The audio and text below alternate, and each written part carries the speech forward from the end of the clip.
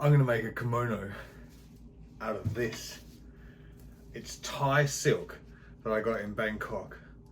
And can you see that it's golden Thai silk? Look at that. It's figured. So it's a jacquard weave and has this little diamond repeat all the way through it. And it's 100 centimeters, so just over 3 feet in width. So about 38 inches. So it's not very wide, but I can make some out of this. I've got 4.5 meters, about 5 yards. I'm gonna make a robe like this one, or like this one, out of this fabric. And it's gonna be magical. But the first thing you need to do, a lot of pressing.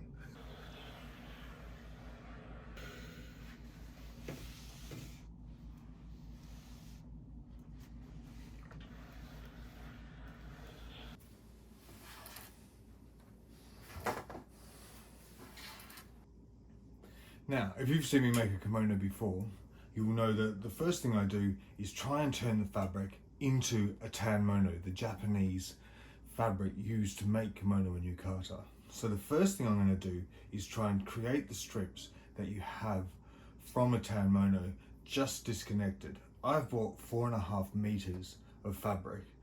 That's perfect to make a kimono or yukata that's falls to the floor and has a 75 centimeter or 30-inch drop from the wrist. What I'm going to do is fold the fabric up, so I need to cut as little as possible by cutting through more and more layers. And I'm cutting straight pattern pieces, so I'm straight down the middle of this. I'm going to measure in to find the half width pieces, so the collar and the front overlaps. I'm going to cut down there on either side. That's going to give me my big strips, and down the center will be the half width pieces that will make up the collar and the front overlaps. Usually on a kimono, the collar has 2 pieces and has a second piece that sits around the top. In this case, because the fabric is literally one narrow piece less, so there's less fabric to work with, I omit the over collar, and then I'm able to fit everything on to this piece of fabric and not have to buy more. And it means that I can use this fabric to make something like you see that I usually make. So I'm using all the techniques that I've done in the course and that are set out in the sewing pattern that you get with the course. But because I know what I'm doing, as you will when you do the course, I can then adjust that for a fabric that doesn't fit in to the exact measurements that we talk about in the course. It shows you just how flexible it is to do this. So I've folded it 4 times. There are 8 layers. My scissors will be able to get through that, and this is a really lovely thin silk. So you might have to make it a bigger piece, but it's just to show how easy it is to cut because you're cutting through so many layers at once. I'm literally just cutting this little line here.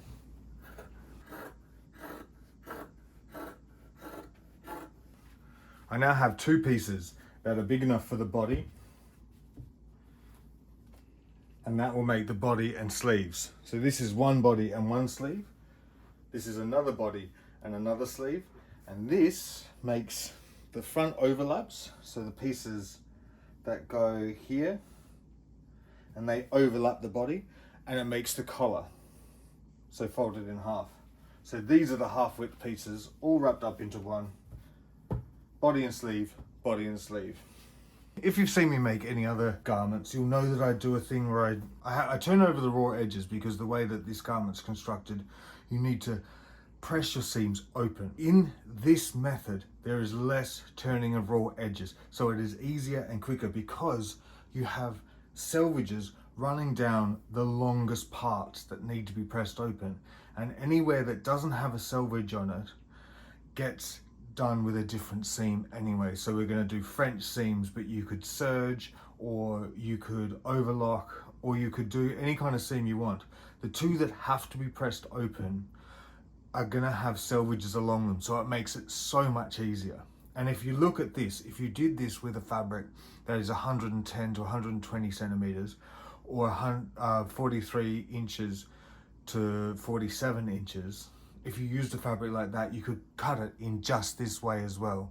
In the center, there'd be 2 sets of narrow pieces. So it'd actually be easier to cut because you fold the whole thing in half and then you do that measuring and cutting. Really simple way to do it. And I've only just worked out this way, and it's so exciting to know that I'm gonna have selvages down these really long seams. So there's less preparation before I can get started and make the garment.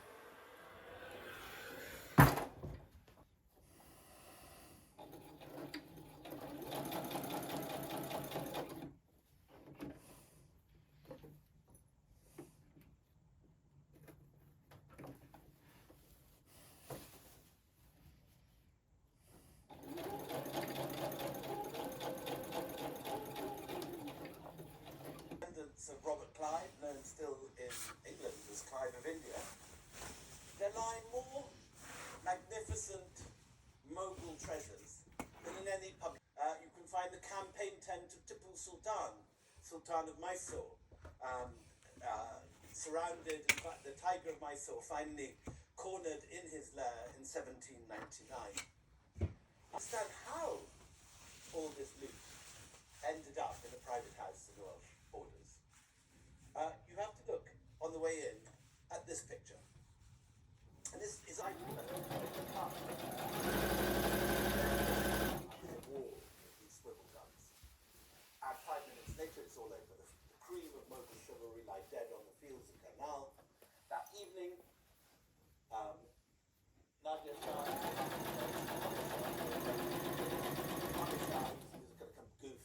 lovely, filling the benches of parliament with returned nabobs, as they're known. Nabob being a corruption of the word nawab, governor. Fleet, a government to protect the British interests in Bengal. And it's generated by, as more recently as well, by dodgy intelligence. Documents produced in Leadenhall Street effectively, and without any plan to do so, as the effective rulers of Bengal, as the publishing that Sir Roger Dowlett was. But they can't keep this up for long. And in the pulse of East India Company province sinks, and the East India Company has to go to the Bank of England, a newly formed institution, to borrow £500,000. A week later, they're back trying to borrow another million, then another 2 million after that. At that point, the Bank of England says, we haven't got it. And Parliament is recalled because, unlike Lehman Brothers, the East India Company really is too big. Really put on trial. They actually impeached the wrong guy. Warren Hastings.